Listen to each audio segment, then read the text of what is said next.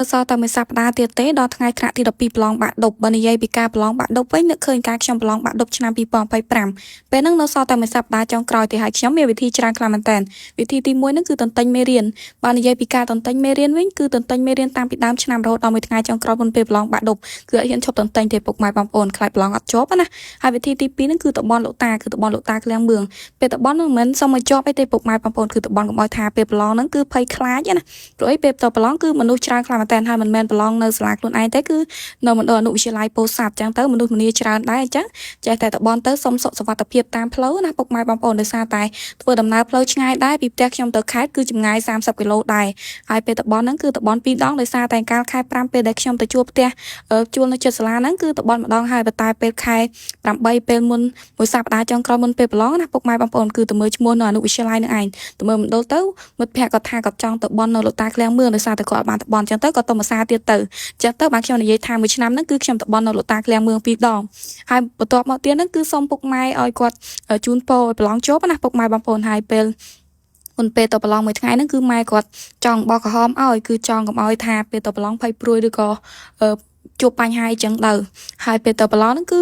កុំឲ្យថាមានបញ្ហាច្រើនពេលស្ទាក់ស្ទើរតាមផ្លូវណាពុកម៉ែបងប្អូនអញ្ចឹងទៅគឺម៉ែគាត់ប្រោះទឹកមុនប្រោះអីចឹងទៅស្រោចទឹកស្រោចអីឲ្យអញ្ចឹងទៅគាត់ឲ្យពរអីប្រឡងជាប់ណាហើយប្រឡងជាប់មិនមែនអាស្រ័យលើការបន់ទេពុកម៉ែបងប្អូនអាស្រ័យលើការខិតខំប្រឹងប្រែងខ្លួនឯងដែរប៉ុន្តែចេះតែថាបន់ទៅកុំឲ្យថាទៅគឺអត់មានអីក្នុងខ្លួនសោះជំនឿក៏លើជំនឿក៏ជឿការខំប្រឹងក៏ជឿណាពុកម៉ែបងប្អូនហើយពេលទៅប្រឡងបាក់ឌុបនឹងបញ្ហាដែលខ្ញុំជួបនឹងគឺមេឃភ្លៀងនឹងតែម្ដងភ្លៀងតាំងពីថ្ងៃពុកម៉ែបងប្អូនភ្លៀងតាំងពីថ្ងៃប្រឡងថ្ងៃទី1រហូតដល់ថ្ងៃទី2ហើយពេលតប្រឡងហ្នឹងគឺក្រោកតាំងពីម៉ោង3ម៉ោង4អញ្ចឹងទៅរៀបចំខ្លួនតប្រឡងដោយសារតែខាងមណ្ឌលសាលាគឺគាត់ឲ្យទៅដល់ធ្វើម៉េចឲ្យបានមុនម៉ោង6:00ព្រឹកណាហើយរៀបចំខ្លួនតាំងពីម៉ោង3ម៉ោង4អញ្ចឹងទៅពេលទៅម៉ោង4ហ្នឹងគឺនៅមណ្ឌលគឺមនុស្សច្រើនខ្លាំងមែនតើពុកម៉ែបងប្អូនអ៊ូអរដូចពេលតបបាយបិណ្ឌប៉ុន្តែថ្ងៃដំបូងហ្នឹងគឺខ្ញុំដេកលក់ទេម៉ោង1យប់អណ្ដេកលក់ហើយមេរៀនគឺហ៊ានមើលដល់យប់ជ្រៅទេប៉ុន្តែគ្រាន់តែថាដេកលក់គឺភ័យផងអស់ផងយ៉ាងម៉េចទេពុកម៉ែបងប្អូនហើយថ្ងៃទី2គឺងុយវិញដល់ពេលថ្ងៃទី1គឺអត់ងុយហើយពេលថ្ងៃទី2គឺផ្លត់ស្នៀតដែរហើយបើថ្ងៃទី1វិញពុកម៉ែបងប្អូនឃើញសំណួរផែនដីវិទ្យាគឺរំពឹងខ្លាំងមែនតើប៉ុន្តែលទ្ធផលចេញមកបានត្រឹមតែនៅទី C ទីផែនដីដល់ពេលប្រវត្តិវិទ្យាគឺវិញ្ញាសាដាក់សំណួរបន្លំប៉ុន្តែនៅតែអាចធ្វើបានអញ្ចឹងណាពេលហ្នឹងគឺចង់ភាំងដែរឃើញវិញ្ញាសាមកប៉ុន្តែតាមពិតគឺសំណួរបន្លំទេអញ្ចឹងទៅប្រវត្តិវិទ្យាគឺបាន A ដែរប៉ុន្តែពេលថ្ងៃឡើងភូមិវិទ្យាគឺសំណួរគឺធ្វើបានទាំងអស់អញ្ចឹងទៅ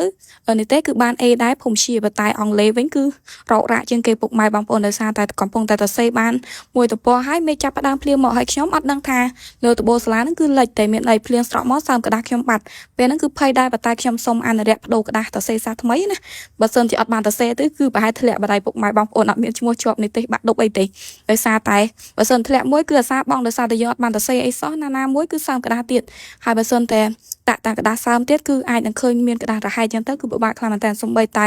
សញ្ញាសង្កលអីក៏ឲ្យហ៊ានសរសេរដែរដោយសារខ្លាចគេចាប់ណាពុកម៉ែបងប្អូនហើយដល់ពេលគណិតវិទ្យាវិញបាននិទេស S ដល់ពេលអង់គ្លេសក៏បាននិទេស S ដែរបើតែបើសិលធម៌ plus នេះមួយសំណួរចុងក្រោយអញ្ចឹងទៅបានត្រឹមតែនិទេស B ទេបើផែនដីបានត្រឹមនិទេស C បាទអក្សរសាស្ត្រខ្មែរក៏ plus នេះដែរពុកម៉ែបងប្អូនដោយសារតែពេលហ្នឹងគឺចុងក្រោយ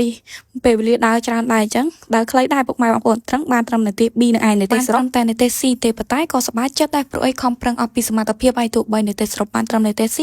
ក៏សប្បាយចិត្តដែរពុកម៉ែបងប្អូនណាមួយឆ្នាំប្រឡងគឺប្រទេសជួបបញ្ហាសង្គ្រាមព្រំដែនផងហើយនេះវិញគឺជាសញ្ញាបត្រដែលខ្ញុំទទួលបានណាគឺឲ្យពុកម៉ែគាត់មើលប៉ុន្តែខំប្រឹងអស់ពីសមត្ថភាពធ្វើបានតែប៉ុណ្្នឹងក៏រីករាយទទួលយកនឹងឯង